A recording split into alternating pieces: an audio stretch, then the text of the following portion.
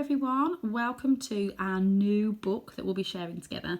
This is number 1 in the Chronicles of Narnia, and it's The Magician's Nephew by C.S. Lewis. When I read this, I'd already read The Lion, the Witch and the Wardrobe, which I think will probably be the case for most of you. It's the most famous one. And when I read it, I remember reading it and my friend was by the side of me and I was going, and they were going, what? I said, I can't say it will spoil it. What? I can't say, because there's so many bits that just make so much sense. Now, I've got to apologise because I'm actually reading a version on my tablet tonight, because my real book, which I love to read real books, is at school, but I shall be getting it later on this week. So apologies for this version for now. You can see the reflection of my light up there, so I'm sorry about that, but I'll do my best to make the book come alive for you. So let's flick through all of that. There's a bit of a spoiler there. Right, chapter 1. Love the chapter titles in this book. So this is called The Wrong Door. Makes me wonder, what is the right door? So this is a story about something that happened long ago when your grandfather was a child. It is a very important story because it shows how all the comings and goings between our own world and the land of Narnia first began. In those days, Sherlock Holmes was still living in Baker Street and the Bastables were looking for treasure in Lewisham Road. In those days, if you were a boy, you had to wear a stiff Eton collar every day, and schools were usually nastier than now. A lot nastier, I think. But meals were nicer, and as for sweets, I won't tell you how cheap and good they were, because it would only make your mouth watery in vain. And in those days, there lived in London a girl called Polly Plummer. She lived in one of a long row of houses which were all joined together. One morning, she was out in the back garden when a boy scrambled up from the garden next door and put his face over the wall. Polly was very surprised because up till now there had never been any children in that house, but only Mr. Ketterley and Miss Ketterley, a brother and sister, old bachelor and old maid, living together. That means neither of them were married, which is fine. She looked up, full of curiosity. The face of the strange boy was very grubby. It could hardly have been grubbier if it had first rubbed his hands in the earth and then had a good cry and then dried his face with his hands. As a matter of fact, this was very nearly what he had been doing. "Hello," said Polly. "Hello," said the boy. "What's your name?" "Polly," said Polly. "What's yours?" And there they are together. Look, I love the illustrations in here too. "Diggory," said the boy. "I say, what a funny name," said Polly. "It isn't half so funny as Polly," said Diggory. "Yes, it is," said Polly. "No, it isn't," said Diggory. "Any rate, I do wash my face," said Polly, "which is what you need to do, especially after—" And then she stopped. She'd been going to say, "after you've been blubbing," but she thought that wouldn't be polite. "All right, I have then," said Diggory in a much louder voice, like a boy who was so miserable that he didn't care who knew he had been crying. "And so would you," he went on, "if you'd lived all your life in the country and had a pony and a river at the bottom of the garden and then been brought to live in a beastly hole like this." "London isn't a beastly hole," said Polly indignantly. But the boy was too wound up to take any notice of her, and he went on, "And if your father was away in India and you had to come and live with an aunt and an uncle who's mad, who would like that? And if the reason was that they were looking after your mother, and if your mother was ill and was going to die," then his face went the wrong sort of shape, as it does if you're trying to keep back your tears. "I didn't know. I'm sorry," said Polly humbly, and then, because she hardly knew what to say, and also to turn Diggory's mind to cheerful subjects, she asked, "Is Mr. Ketterley really mad?" "Well, either he's mad," said Diggory, "or there's some other mystery. He has a study on the top floor, and Aunt Letty says I must never go up there. Well, that looks fishy to begin with, and then there's another thing. Whenever he tries to say anything to me, at meal times, he never even tries to talk to her. She always shuts him up. She says, 'Don't worry the boy, Andrew,' or 'I'm sure Diggory doesn't want to hear about that,' or else, 'Now, Diggory, wouldn't you like to go out and play in the garden?'" "What sort of things does he try to say?" "I don't know. He never gets far enough. But there's more than that. One night, it was last night in fact, as I was going past the foot of the attic stairs on my way to bed, and I don't much care for going past them either, I'm sure I heard a yell. 'Perhaps he keeps a mad wife shut up there.' 'Yes, I've thought of that. Or perhaps he's a coiner. Or he might have been a pirate, like the man at the beginning of Treasure Island, and be always hiding from his old shipmates. How exciting, said Polly. I never knew your house was so interesting. You may think it's interesting, said Diggory, but you wouldn't like it if you had to sleep there. How would you like to lie away, listening for Uncle Andrew's step to come creeping along the passage to your room? And he has such awful eyes.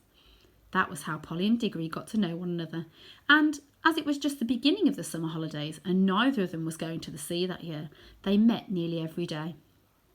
Their adventures began chiefly because it was one of the wettest and coldest summers there had been for years.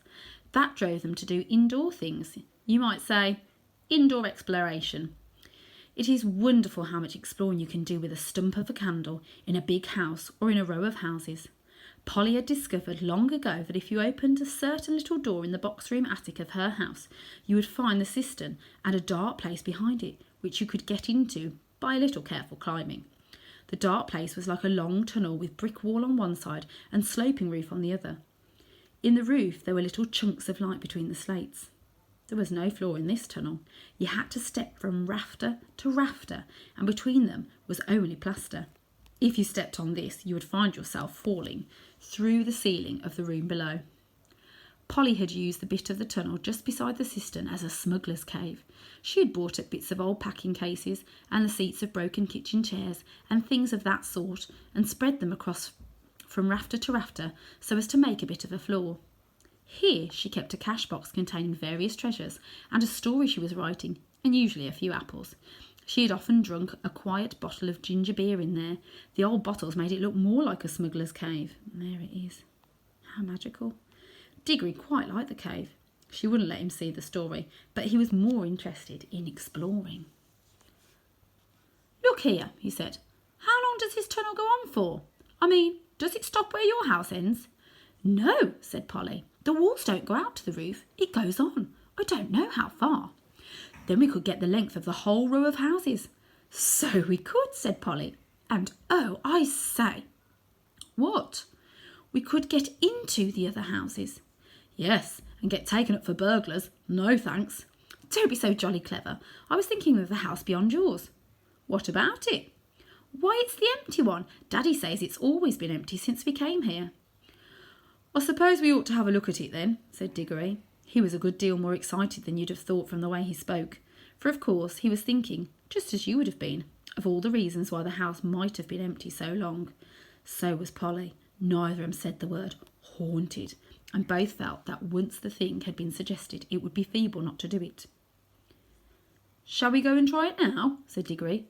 All right, said Polly. Don't if you'd rather not, said Diggory. I'm game if you are, said she. How are we to know we're in the house next but one? They decided they would have to go out into the box room and walk across it, taking steps as long as the steps from one rafter to the next. That would give them an idea of how many rafters went to a room. Then they would allow about 4 more for the passage between the 2 attics in Polly's house, and then the same number for the maid's bedroom. As for the box room, that would give them the length of the house. When they had done that distance twice, they would be at the end of Diggory's house. Any door they came to after that would let them into an attic of an empty house.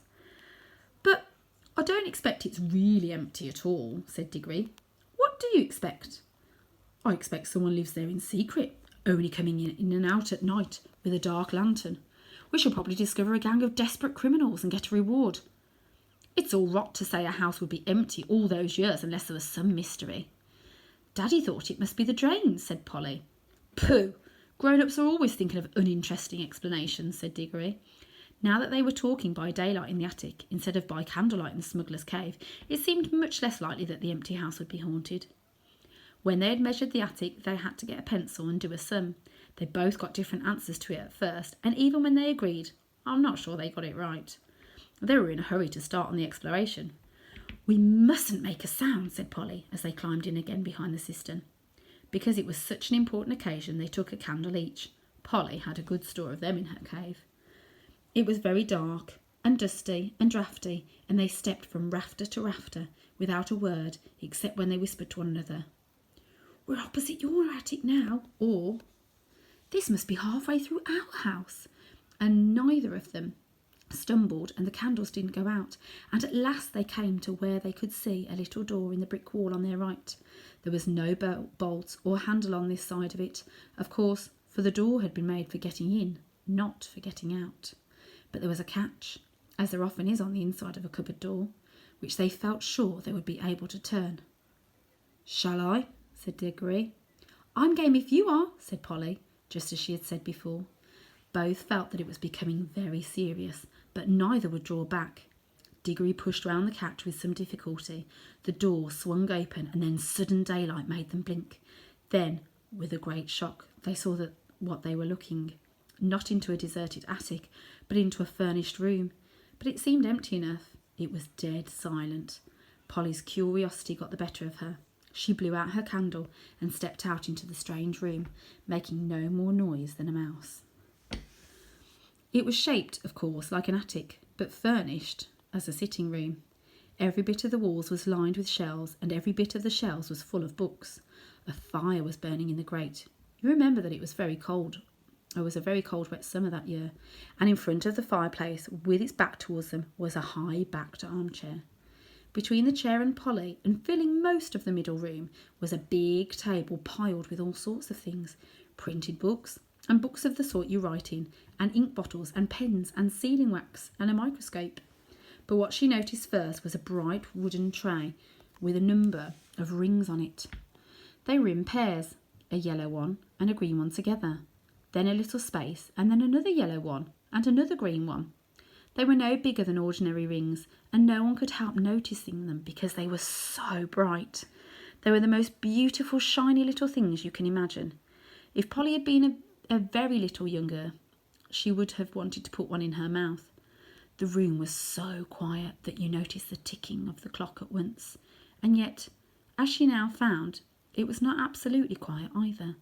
There was a very, very faint humming sound. If hoovers had been invented in those days, Polly would have thought it was the sound of a hoover being worked a long way off, several rooms away and several floors below. But it was a nicer sound than that, a more musical tone, only so faint that you could hardly hear it. "It's all right, there's no one here," said Polly over her shoulder to Diggory.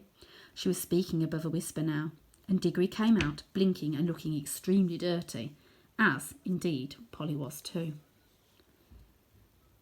"This is no good," he said. "It's not an empty house at all. We'd better bunk before anyone comes." "What do you think those are?" said Polly, pointing at the coloured rings.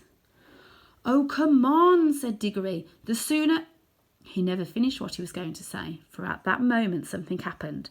The high-backed chair in front of the fire moved suddenly, and there rose up out of it, like a pantomime demon coming out of a trapdoor, the alarming form of Uncle Andrew.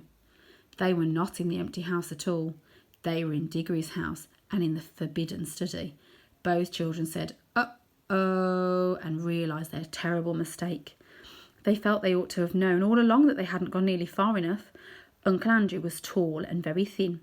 He had a long, clean-shaven face with a sharply pointed nose and extremely bright eyes and a great tousled mop of grey hair. Diggory was quite speechless, for Uncle Andrew looked 1,000 times more alarming than he had ever looked before. Polly was not so frightened yet, but she soon was. The very first thing Uncle Andrew did was to walk across to the door of the room, shut it and turn the key in the lock. Then he turned round, fixed the children with his bright eyes and smiled, showing his teeth. "There," he said, "now my fool of a sister can't get at you." It was dreadfully unlike anything a grown-up would be expected to do. Polly's heart came into her mouth, and she and Diggory started backing towards the little door they had come in by. Uncle Andrew was too quick for them. He got behind them and shut that door too, and stood in front of it. Then he rubbed his hands and made his knuckles crack. He had very long, beautifully white fingers. "I'm delighted to see you," he said. "Two children are just what I wanted." "Please, Mr. Ketterley," said Polly, "it's nearly my dinner time and I've got to go home. Will you let us out, please?" "Not just yet," said Uncle Andrew. "This is too good an opportunity to miss. I wanted two children. You see, I'm in the middle of a great experiment.